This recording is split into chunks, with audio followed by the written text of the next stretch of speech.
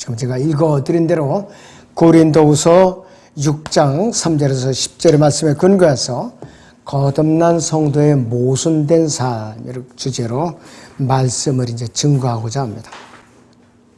자, 우리 교리적으로 확실하게 구원받은 성숙한 그리스도인은요, 이 베드로전서 1장 6절에 있는 대로 그러므로 필요하다 하면 너희가 여러 가지 시험으로 잠시 슬퍼할 수밖에 없지만 그것을 크게 기뻐하는 것은 이라는 말씀대로 자신이 영원한 생명을 얻고 구원받은 것을 크게 기뻐하는 그리스도인이에요. 크게 기뻐하는 그리스도인이에요. 구원받은 것을 감사하지 않고 기뻐하지 않으면 그건 그리스도인이라고 볼 수가 없어요. 자, 우리는 비록 필요하다면 또 그럴 만한 이유가 있어서 지금 잠시 동안 슬픔을 겪을 수가 있어요. 자, 그런데 그럼에도 불구하고 우리에게는 구원받은 것에 근거해서 산 소망을 갖고 있기 때문에 크게 기뻐하며 살아갈 수가 있는 것이에요. 그리스도인들이 이 땅에서 서로 반대되는 요소들이 공존하는 모순된 삶을 살아가는 사람들이에요. 그리스도인들의 삶 가운데는 슬픔과 기쁨이 함께 한다는 말이에요. 슬프거나 기쁘거나 둘 중 하나거나 한때는 슬피도 하고 또 한때는 기쁘기도 하는 그런 삶이 아니라 슬픈 중에 기뻐하기도 하고 또 크게 기뻐함 중에서도 슬픈 삶을 사는 거, 두 가지가 공존한다 이거예요. 기쁨과 슬픔이 두 가지가 항상 공존하고 있다 이것이에요, 바로. 자, 그래서 여러 가지 시험이 없다 하면은 그리스도인의 삶을 크게 기뻐할 수가 있겠죠. 자, 그리스도인은 기쁨은 잠시 있다가 사라졌다가 찾아오는 간헐적이고 변덕스러운 것이 아니라 우리에게 닥쳐오는 여러 가지 시험은 아무런 이유 없이 그냥 찾아오는 것이 아니에요. 다 이유가 있는 것이에요. 성경적으로 상당한 이유가 있다 이것이에요, 바로. 현실적으로 아주 흔한 경우에 시험은 모든 그리스도인들에게 필수적으로 필요한 것이에요. 그래야 연단이 되는 것이에요. 그렇기 때문에 우리 그리스도인들의 슬픔이 떠날 날이 없는 것, 정상적인 현상이다 이거예요. 성경적으로. 이런 삶이기 때문에 이것은 기쁨과 슬픔이라는 서로 반대되는 문제를 동시에 우리가 마음에 품고 모순된 삶을 살 수밖에 없는 것이 그리스도인들의 현주소라 이거예요. 언제까지? 우리가 변모받을 때까지, 몸의 구속을 받을 때까지 그렇다 이것이요, 바로. 자, 빌립보서 4장 4절을 보죠. 주 안에서 항상 기뻐하라. 내가 다시 말하노니 기뻐하라 그랬어요. 주 안에서 항상 기뻐하라. 내가 다시 말하노니 기뻐하라 그랬습니다. 또 사도 바울은 데살로니가 전서 5장 16절에서 이렇게 말을 하고 있습니다. 항상 기뻐하라고 쉬지 말고 기도하라. 모든 일에 감사하라. 이것은 그리스도 안에서 너희에 관한 하나님의 뜻이니라 그랬습니다. 자, 슬픔을 당하고 있는데도 감사하라고 그랬어요. 슬픔을 당하고 있는데도.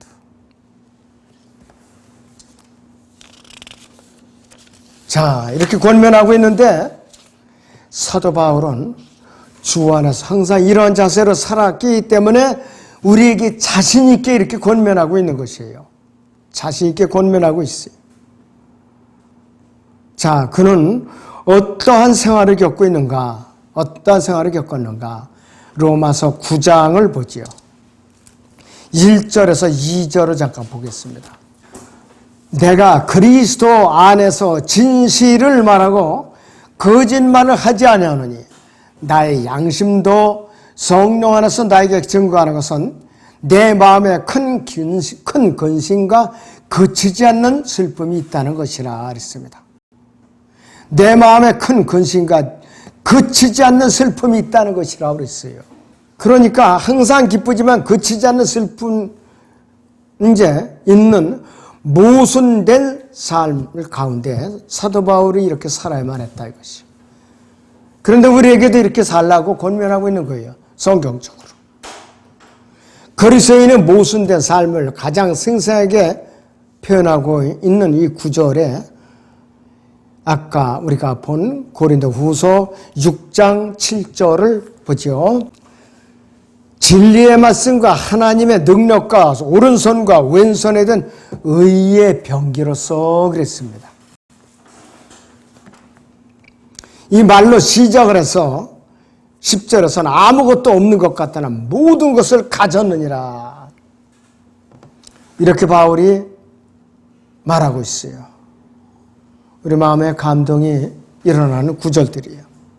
6장 8절에서는 영광과 오욕으로서 이렇게 나오고 있어요. 다 두 단어가 대조돼서 나오고 있어요. 서로 반대되는 두 가지 요소가 동시에 존재하고 있어요. 또 악평과 호평으로서 그리하였고 모순된 가운데 서로 부딪히는 두 가지 요소가 공존하고 있는 것이에요. 속이는 자들 같으나 진실하며 그랬습니다. 또 모순된 요소가 이렇게 부딪히고 있어요. 9절에서는 이름 없는 자 같으나 유명하고 그랬습니다. 여기도 모순된 두 가지 주제가 공존하고 있죠. 우리가 그리스도인에서 거리 나가서 복음을 전하거나 전도지를 나눠주거나 또 혼을 이겨오는 주님께로 이겨오는 일에 열심히 한다고 해도 사람들이 알아주는 사람이 없어요. 이름 없는 자에 불과해요. 조롱하고 시기하고 흉보고 깔깔대고 웃고 지나가고. 그러니까 지금은 이 사거리 같은 데는 너무나도 소음이 크니까 그냥 묻혀서 들리지도 않아요. 그런데 내심으로는 모른 척 하면서도 사람들이 고정적으로 전한 사람이 있으면은 은근히 듣는 사람이 있는 거예요.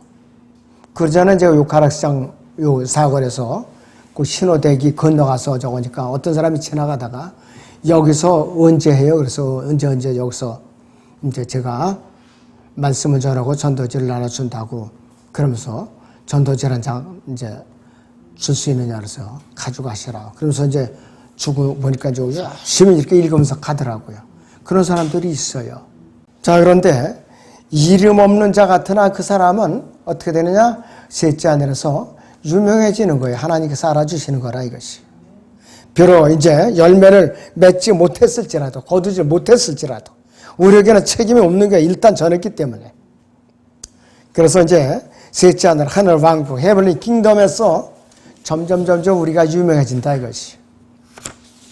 자, 그래서 죄인들의 혼을 예수 그리스도께 이겨오는 이런 진정으로 하나님을 사랑하는 열정이 없는 한 할 수가 없어요. 할 수가 없다 이것이. 우리가 열심히 복음을 전파하는 것은 우리가 하나님을 사랑하고 있는 증거예요.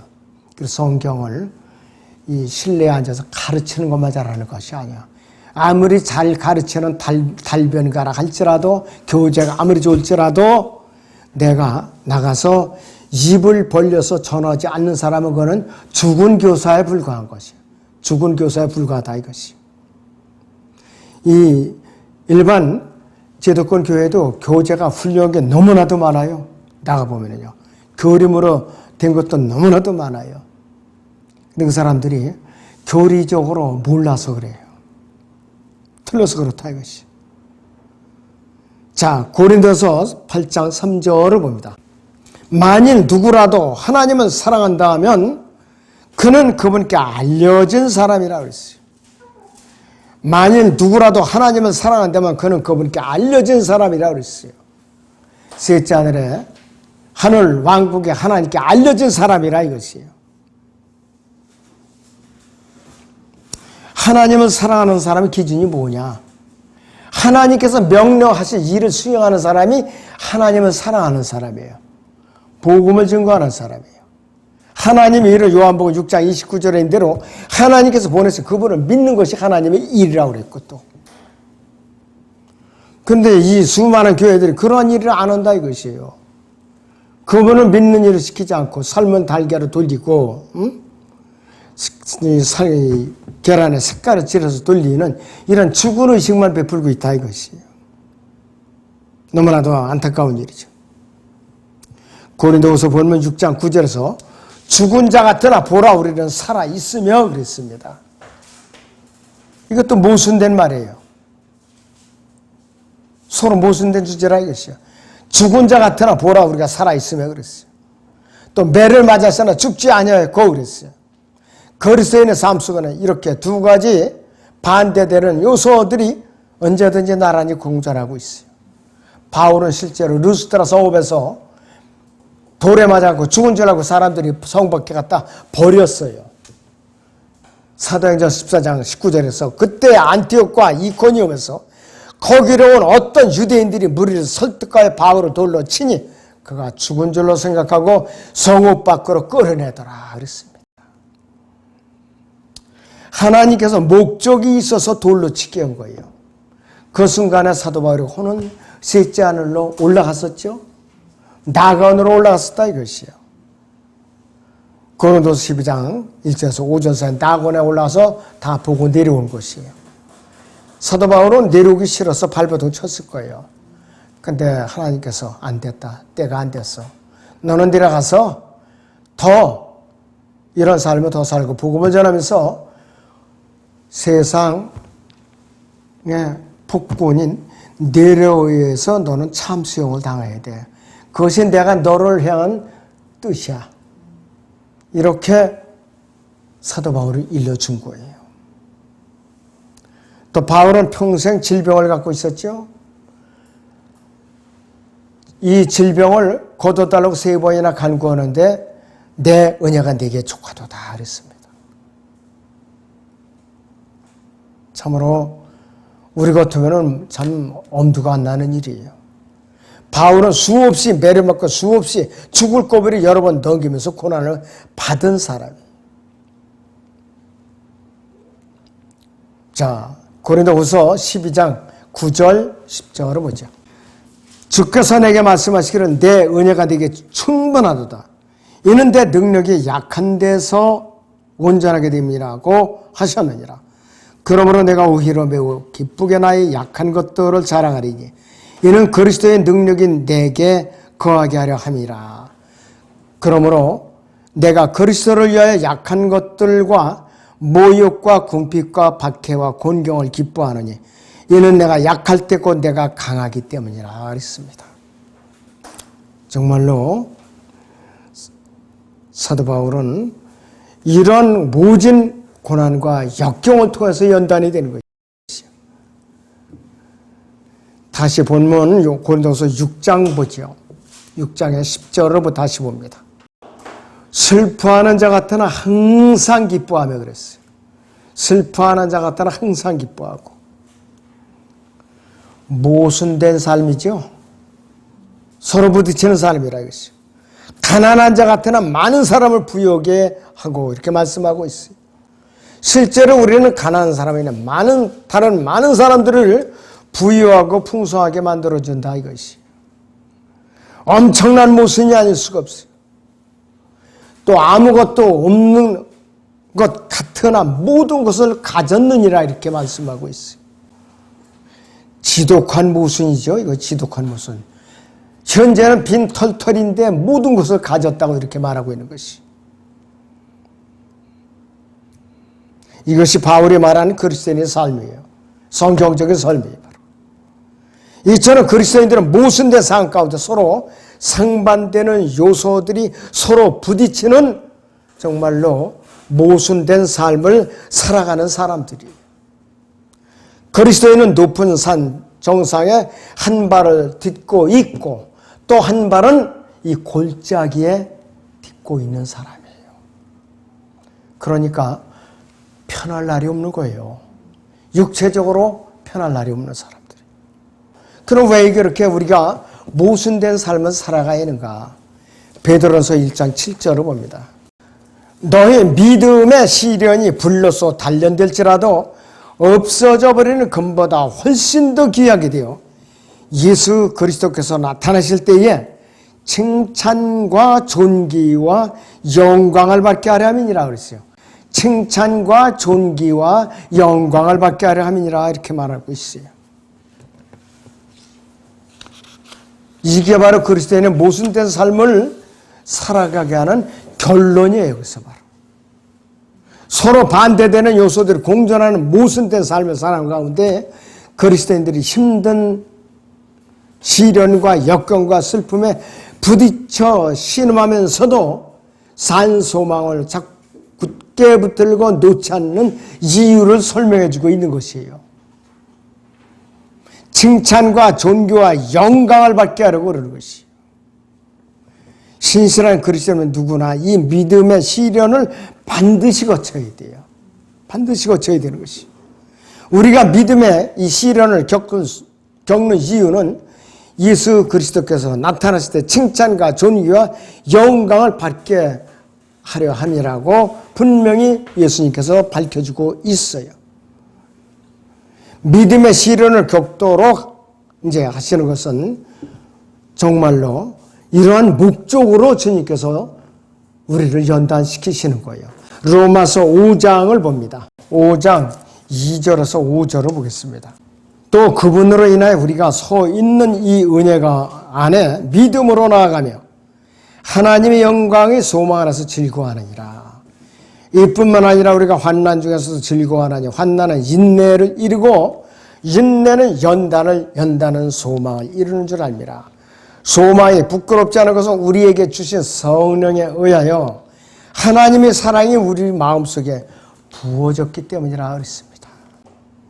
이 세상에서 끊임없이 시련을 겪고 모순된 삶을 살아가는 그리스도인들에게 확신에 찬 위로의 말씀이에요. 그래서 불로서 단련될지라도 없어져 버리는 금보다 훨씬 더 귀하게 이렇게 되어서 우리는 그리스도의 심판석 앞에 자신만만하게 설 수 있게 되는 것이에요. 바로 우리가 휴가 되면 곧바로 그리스도의 심판석 앞에 서게 된다 이것이. 우리가 행한 모든 일들이 그 기초 위에 쌓아 올린 건축재료들을 비유할 때에 금이나 은이나 보석이나 나무나 지피나 그루터기 중 어떤 종류였는가 예수 그리스도께서는 불로서 태워서 시험해요. 불로서. 그런데 금이나 은이나 보석은 태워서 없어지질 않죠. 그런데 나무나 지표나 그루터기는 태워서 잿더미로 변하죠. 쟤밖에 없어요. 남는 것이. 모조리 타버리면 우리는 큰 손해를 본다 그랬어요. 상급이 없어요. 아무것도. 부끄러움을 당하고. 다른 사람들은 전부 다 이렇게 왕관을 몇 가지씩 받아 쓰고 있는데 나는 아무것도 쓸 게 없더라. 이거 참 얼마나 난처하고 얼굴을 화끈화끈거리고 고개를 들 수도 없고 상급도 없고 참 난처하죠. 그런 꼴을 당하지 않으려면 이 땅에서 준비를 철저히 하게 되는 것이죠. 만약에 금으로 이렇게 남아있다면은 우리가 이 세상에서 모든 겪었던 고난과 역경에 대한 보람을 거기서 이제 느낄 수가 있는 것이죠. 이 세상에 사는 동안에 하늘에다 보물을 쌓아두지 땅에다 부지런히 쌓아뒀다면은 어떻게 되는가? 하나님께서 불러서 시험해 보시면 금방 들통이 나는 거예요. 금방 들통이 나는 것이죠. 자, 셋째 하늘에 소망 있는 사람은 셋째 하늘을 바라보죠. 땅에 소망 있는 사람은 항상 땅에 뭐 이렇게 쳐다보면서 어떻게 하면 내가 부자가 될까? 어느 길로 가면 내가 땅을 좋은 걸 사서 부자가 될까? 어느 동네 가서 내 아파트를 사면 내가 부자가 될까? 이런 것만 궁리하는 거예요. 근데 요즘 아파트 값이 떨어지고 있어요. 세상은 영원하지 않은 거예요. 자, 그래서 일단은 우리는 셋째 하늘에다 쌓는데 부지런히 힘을 기울여야 돼요. 마태복음 6장을 보죠. 6장의 33절을 봅니다. 오히려 너희는 먼저 하나님의 왕국과 그분의 의를 구하라. 그래야만 이 모든 것을 너에게 더해 주시리라. 그러므로 내일을 위하여 염려하지 말라. 내일은 내일 염려할 것이요 그날의 재앙은 그날로 충분하니라 그랬습니다. 그러니까는 셋째 하늘에다 부지런히 쌓아놓으라 이것이에요. 셋째 하늘에다. 그래서 이 땅에 있을 때에 주님을 최우선의 자리에 모시고 살았는가, 내가 다른 짓을 했는가, 딴 짓을 했는가, 거기서 다 드러나게 돼 있어요. 근데 주님께서 갑자기 오셔서 우리를 이제 데리고 가셨어요. 그리스도의 심판석이 펼쳐졌는데 난가 뭐다 이거야 내가. 이렇게 낮출 수가 없더라 이것이에요. 이 금보다 더 귀한 것이 뭐냐? 우리의 믿음이에요. 믿음. 이 믿음은 그리스도의 심판석 앞에 나아가기 전에 이 땅에 사는 동안에 시험을 받게 되고 시험을 믿음으로 이겨내고 통과할 때 우리의 믿음은 금보다 더 위대하게 되는 거예요. 금보다 더 귀하게 돼서 칭찬과 존귀와 영광을 받게 되는 것이에요. 그러니까 금보다 더 귀한 것이 뭐다? 우리의 믿음이라고 그랬어요.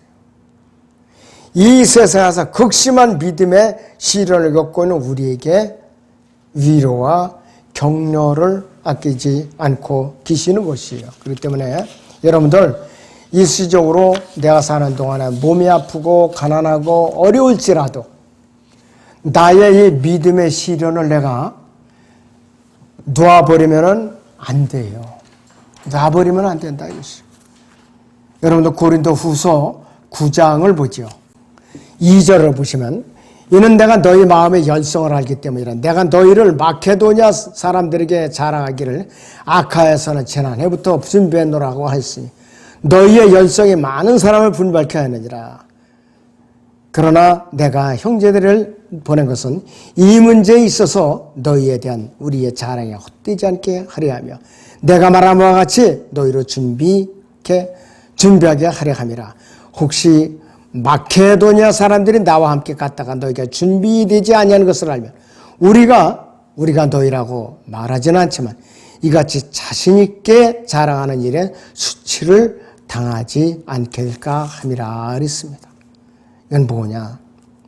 이 사람들은요, 마케도니아 성도들은 헌금을 내는 데 있어서도 극심한 가난과 어려운 가운데 있어서도 생색을 내지 않았어요. 자랑하지 아니했어요. 자랑하지 아니했다 이것이. 먼저 그들은 자신의 몸을 들여 헌신을 한 후에 물질을 드렸어요. 그래서 우리는 이 세상에서 편안하게 살고자 하는 사람은 셋째 하늘에 그리스도의 심판석에서 받을 상을 포기하면 돼요. 이 땅에서 편안하게 살려면. 그리고 이 셋째 하늘에 가서 그리스도의 심판석에 가서 상을 받으려면은 자랑스럽게 상을 받고 멸류관을 받으려면은 이 땅에서 우리가 고난과 역경을 잘 견뎌내야 되는 것이에요. 믿음의 훈련을 잘 써야 되는 것이에요. 아무쪼록 여러분들이 마음을 너무 늦춰가지고 무방비 상태로 살다가 주님께서 갑자기 데리러 오셨을 때에 난감하지 않도록 각자 깨어 있으시기 바랍니다. 기도하겠습니다.